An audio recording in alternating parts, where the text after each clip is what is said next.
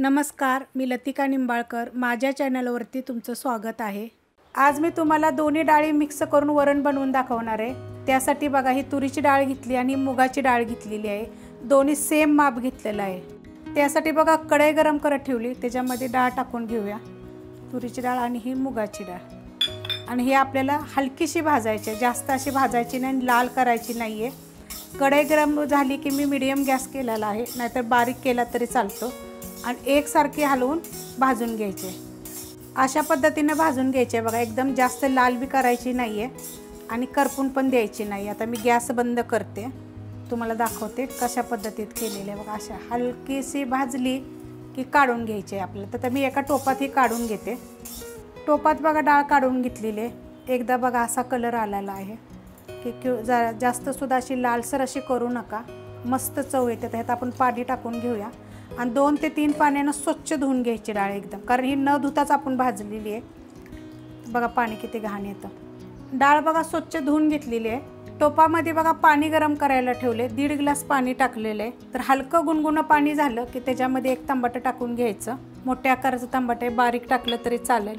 आणि 1 चमचा तेल टाका, नाही तर तुम्ही तूप टाकलं तरी चालेल. थोडंसं मीठ टाकायचं आहे आणि थोडीशी हळद टाकायची. आणि ह्याच्यामध्ये जी आपण डाळ धुतली होती ती टाकून द्यायची. डाळ टाकून घेतलेली आहे. आता ही डाळ आपल्याला चांगली शिजवून द्यायची आहे बघा. एकदम जर तुम्हाला कुकरला जरी लावली तरी पण चालेल. 4 ते 5 शिट्ट्या घ्या तुमच्याप्रमाणे, म्हणजे किती याच्यामध्ये तुमच्या शिट्ट्यामध्ये डाळ शिजते त्याप्रमाणे. आता ही आपण शिजवून घेऊया. डाळ बघा आपली चांगली शिजलेली आहे, एकदम मस्त अशी झालेली आहे बघा. अशा पद्धतीत डाळ शिजवायची. जास्त एकदम आपल्याला अशी गाळ अशी करायची नाही, म्हणजे भातावर वगैरे एकदम मस्त अशी लागते. आता ह्याच्यामध्ये आपण शिजवताना थोडंसं मीठ टाकलं होतं. थोडंसं अजून चवीप्रमाणे जर कमी पडलं तर असं थोडं टाकून घेऊया. आणि आता ह्याला फोडणी देऊन घेऊया. तर ह्याच्यामध्ये तेल टाकून घेते आणि तेल चांगलं गरम होऊन देऊया. तेल गरम झालेलं आहे. त्याच्यामध्ये 2 चिमूट बघा हिंग, जिरे मोहरी, कढीपत्ता, मिरची, हिरवी मिरची थोडी मी जास्त टाकलेली आहे. आणि थोडीशी आपल्याला ह्यात हळद टाकायचे. आणि थोडं चांगलं आपण असं हलवून घेऊया, कारण पहिलं आपण शिजवताना हळद तंबाटं टाकलं होतं, मीठ टाकलं होतं. मी थोडीशी कोथिंबीर टाकणार आहे ह्याच्यामध्ये. मिरची चांगली भाजली पाहिजे, म्हणजे बघा एकदम चव छान येते अशी वरणाला.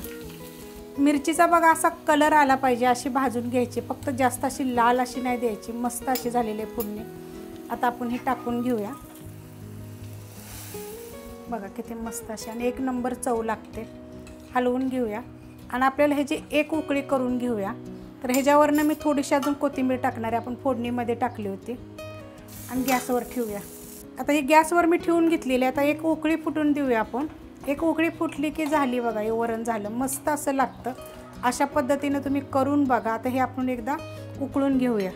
वरण बघा चांगलं आपलं उकळलेलं आहे बघा, एकदम मस्त असं झालेलं आहे.